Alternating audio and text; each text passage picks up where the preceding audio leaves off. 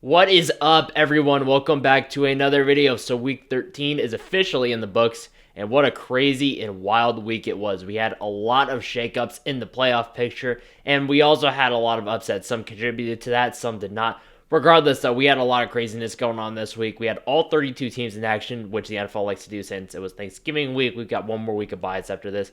But like I said, all 32 teams were in action, so we had a lot of craziness. So without further ado, let's get into it. And just a quick heads up, if you hear any noise, any loud noises like banging or whatever.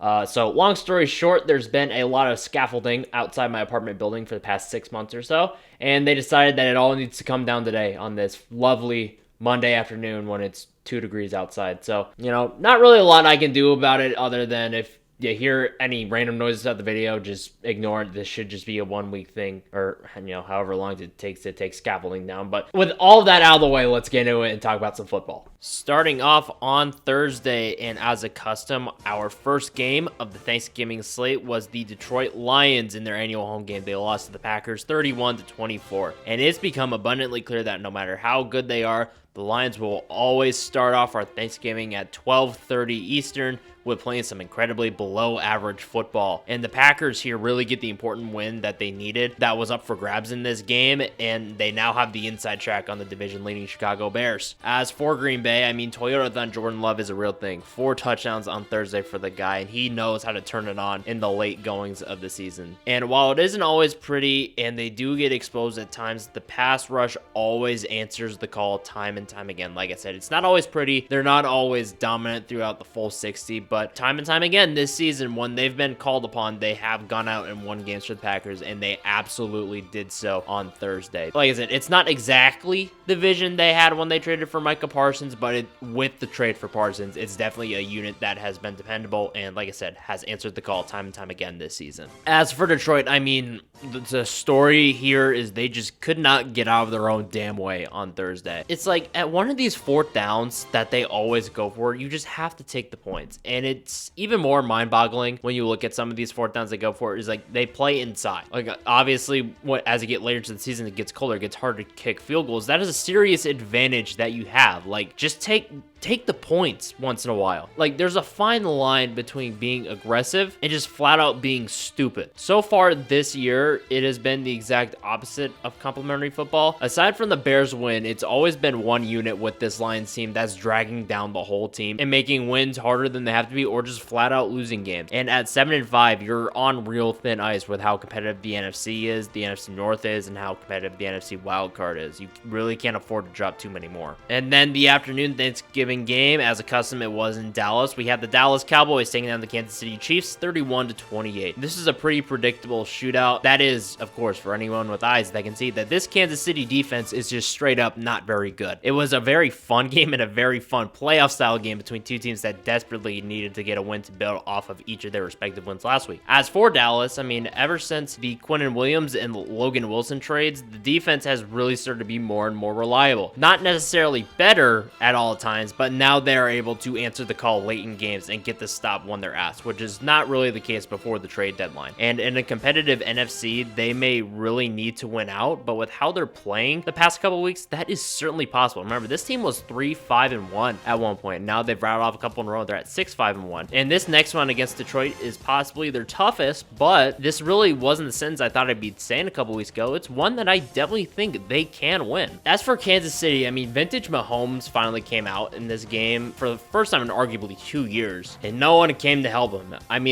That throw he made in the 4th quarter, that's vintage Mahomes. That's what we saw of him when he burst into the league in 2018, and they wasted it. The offense completely wasted it. Like I said, the defense just straight up is not that good this year. Whether that's Father Time finally catching up to Chris Jones, teams reading and picking up their very predictable blitzes at both the rate and, what is run. Whether it's Trent McDuffie having a down year, it's just not reliable this year, and I feel like that's kind of the main point that's been overlooked with the Chiefs' struggles, is that the offense is about the same as last year. It's very mediocre, a very dink and dunk offense, but now that they can't count on the defense, that's why we're seeing the 6-6 record. And at that record, it's about as dire as it's ever been in Kansas City. Can they do it? Sure. Yeah, I have full faith that they can do it. Will they do it? I don't know. I really don't know. And on Thanksgiving night, we had the Cincinnati Bengals going into Baltimore and pretty thoroughly beating the Baltimore Ravens 32-14. And really, if you went back in time and told me that the Bengals would pull this one out, I wouldn't be shocked. I mean, this is Burrow's first game back. The Bengals were going to have a little juice. That was kind of a given. I'd be shocked if you told me how they won, which we'll get into in a little bit. But this is a classic, ugly AFC North game that we've been used to seeing for years now. As for Cincinnati and Burrow's return, it was shockingly the defense that stepped up and gave this team a jolt. They completely dominated. I believe they had 5 takeaways on the night. Made Burrow's job very, very easy in his return. From the man of the hour, nothing super crazy. There was some understandable rust, but he did end up leading his team to the win. Look, they have to run the table. They lose one more game, they're done. There's no way around it, but the division may be in play for them. It's a weak AFC North this year, so their only path in is winning the North, but it is doable. Again, they'll have to run the table and they'll need some help, but they can do it. As for Baltimore, look, you had a 5-game win streak heading into this game. You had a chance to virtually eliminate your division opponent, Cincinnati. You're at home, primetime, Thanksgiving night, and that's the performance you put up? Like, what are we doing here? Baltimore looked like a team that we've rarely seen under John Harbaugh. Complacent with the way they were at and just flat out lacking hunger to go out and win the game. And just after playing your way back into controlling your own destiny, you're right back to needing some help. And on Black Friday football, we had the Chicago Bears. Yes, the Chicago Bears going into Philadelphia and taking down the Eagles 24-15. And like, it wasn't a Thursday night game technically, so maybe it's just the fact that it was on Prime that led to the fact that this game was a really, really rough watch. But regardless, it was a huge win for the Bears and one that made some massive changes to the NFC landscape. As for Chicago, you aimed to beat Philly at their own game, and you did so. So hats off there. I mean, 284 rushing yards on the day. That is about as dominant as I could imagine. And with the importance of the fact that the two teams that are on your tail, obviously the Packers and Lions, played each other on Thursday, and obviously the Packers got the win, this game was a little more important, and you got the win here. So the Bears are overall a good team, and what I like is that their flaws, which is mainly what comes to mind for me, is Caleb Williams' desire to make the big play, which he has improved on as the year has gone on, but that's still the glaring issue that I see with this team. But it's one that is correctable, and that goes with most of the Bears' smaller issues. They are very correctable. They are a good team, and their flaws are correctable between now and the end of the season. So that's what I really like about the Chicago team. As for Philly, I mean, their lack of wanting to push the ball down the field really came back to bite them in this one. Once again, for the second week in a row, AJ Brown was going off and showing that he's one of the best big body receivers in the league, and then they just stopped throwing him the ball. It's like it's not rocket science. AJ Brown is one of the best receivers in the game. Just get him the ball. I really fail to see the vision of this offense. It's like, I said it back earlier in the season that they seem complacent with just getting it to 3rd and 1 and then having 2 cracks at pushing Jalen Hurts' ass across the first down marker. It's like, you have one of the most talented rosters in the NFL. What are you doing? And all of a sudden, Dallas is only a game and a half back of the division. I don't know about you, but I'm getting some major 2023 flashbacks here. Then as we move into Sunday, we had the Carolina Panthers taking down the LA Rams 31-28. And this was by far the most fun game of the afternoon. It was a back and forth all day long. This is a potential playoff preview. I could see a scenario where these two teams match up in the playoffs. It was definitely playoff style. It was very fun. As for Carolina, as accustomed to last week, the roller coaster that is the 2025 Carolina Panthers season continues. As low as the lows are, the highs, as with this one, are very, very high. And the Panthers would be a very dangerous team if they can just string good games like this one together. The problem is, I, along with every football fan on the planet, has no idea if they can do so. As for LA, this was the potential letdown I was worried about. It just came after the Bucs win instead of the Seahawks win, that huge Bucs win they had last week where they completely dominated, kind of back down to earth in this one. And look, I'm not worried. I mean, this is still a really good team. It's just what this week told us is that they're not invincible. They, again, a very good team, but not a perfect team. Then continuing through the 1 o'clock slate, we had the Houston Texans taking down the Indianapolis Colts 20-16. And this was an absolutely huge game going in, and given the result that we got, this is going to have some massive playoff implications. And it was a classic late season close division matchup, a very fun game to watch. As for Houston, once again, they were able to rely and count on their incredible incredible defense to stifle the Colts all day long and then answer the call at the end when it came down to it. They are one of the hottest teams in football, and they are doing so, and they are peaking at such a good time as we head into December. Big thing is, though, they have an equally big game next week in Kansas City, so we'll have to see if they can keep this roll going. As for Indy, for the second week in a row, Jonathan Taylor's impact on the game was kept to a minimum. Get this, guys, an abysmal 4 yards per carry. My God. So Daniel Jones was asked to step up,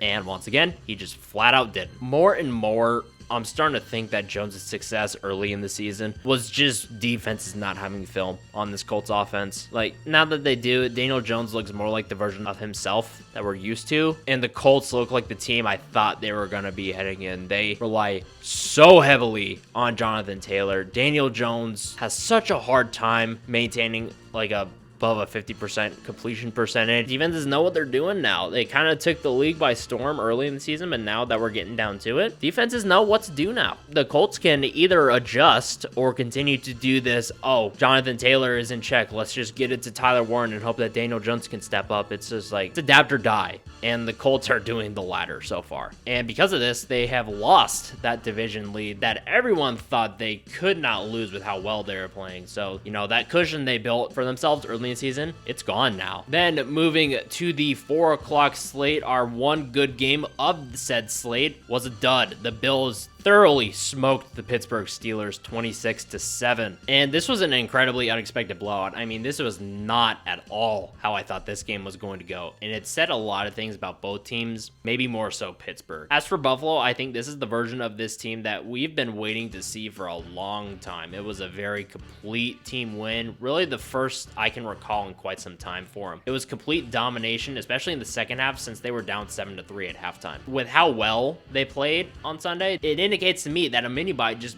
might have been exactly what this team needed. We'll have to see how they play down the stretch here. But again, they played fantastic on Sunday, and this was a great team win for them. As for Pittsburgh, the defense got gashed once again, which, you know, isn't really surprising. What is surprising is the how they got gashed. Get this.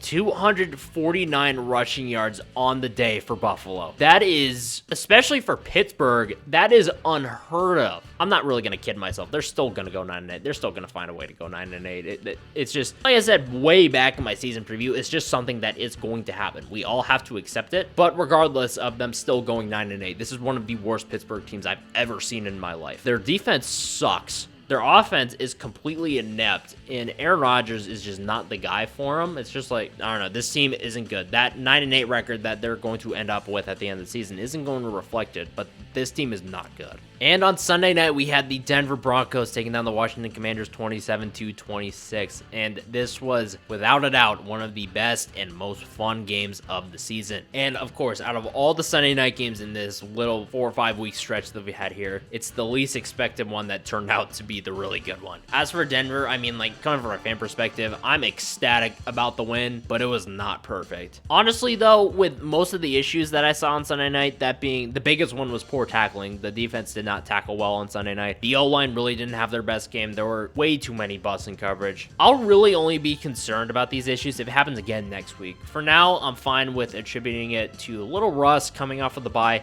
and maybe a bit of a letdown after the Chiefs win, which obviously they got before the bye. So I'm really not panicking with maybe the subpar play that I saw on Sunday night. Again, I'll really only be concerned if it becomes a problem week in and week out. But God bless Bo Nix. As for Washington, I mean, all things considered, this was a great team effort from them. Dan Quinn really had his team ready to go, which was a vast contrast to their last Sunday night game against Seattle, where they got completely thrashed, and that's the game where Daniels got hurt in. But unfortunately for them, I think the playoff chances have ceased to be slim and are probably none now, unfortunately. And then looking at our Monday night game, we had the New England Patriots taking care of business at home against New York Giants 33-15. And honestly, going into this game, I thought we had a chance at maybe an upset, at the very least a decent game with Jackson Dart coming back. Obviously, as indicated by the score, that's not what happened, and I would argue that it was an even worse and mismatched game than the score indicated. The Patriots absolutely dominated this game. As for New England, I mean, unlike last week against against the Bengals, you played a significantly worse team than you, and you beat them pretty convincingly. So hats off there. And you won a game you're supposed to, and you're back into the AFC's 1 seed. Really not much else to say about it. A good performance by a good team. As for New York, kind of the same case. There's really not much to say about this team. They have 2 wins, and they're on game 3 of their interim coach. I mean,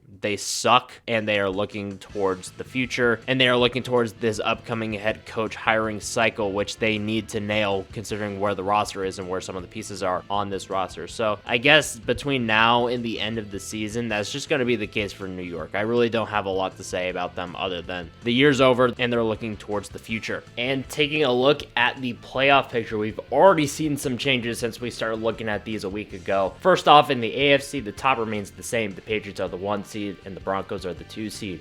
We have had a change in the leader of the AFC South. The Jacksonville Jaguars are now in the 3 seed, and the Baltimore Ravens vanquished the AFC North lead for 3 days before the Steelers gave it right back.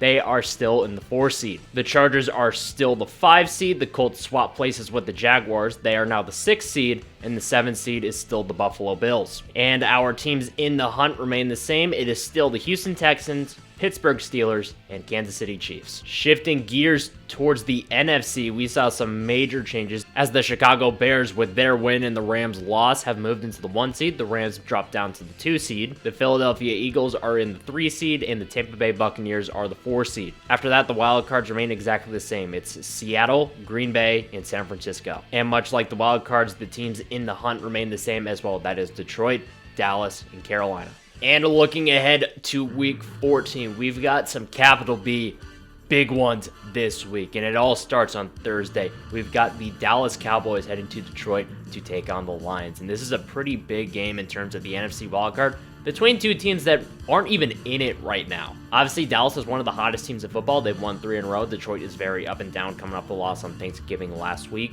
And whoever loses this game is going to be in a pretty dire situation. So I think it's going to be a very fun game, very desperate game from both of these teams. Then moving into Sunday, first up, we've got the Pittsburgh Steelers traveling to Baltimore to take on the Ravens. And you don't need me to tell you that this is a huge one. The winner of this game will take undisputed control of the AFC North, and we'll have the tiebreaker until these 2 teams meet again in the final week of the season in Pittsburgh. And both are coming off, honestly, pretty bad losses, so we'll have to see who was a little more upset about their loss last week. I think that will play into how these 2 teams play and who's going to end up coming out on top here. Then continuing through the 1 o'clock slate, we've got another big one. We've got the Indianapolis Colts traveling to Jacksonville to take on the Jaguars. And much like its counterpart up in Baltimore, this is another huge one to determine the leader of the AFC South after this week. Both haven't really been playing their best ball as of late, but the Jaguars, unlike the Colts, have figured out ways to win despite it. And the Colts have some demons to overcome, as still, they have not won a game in Jacksonville since 2014. So it should be pretty interesting. It should be a pretty fun watch. Then continuing through the 1 o'clock slate, we've got the Cincinnati Bengals traveling to Buffalo to take on the Bills. And all of a sudden, this is a pretty big one after the Bengals win last week to keep their playoff hopes alive with Burrow coming back.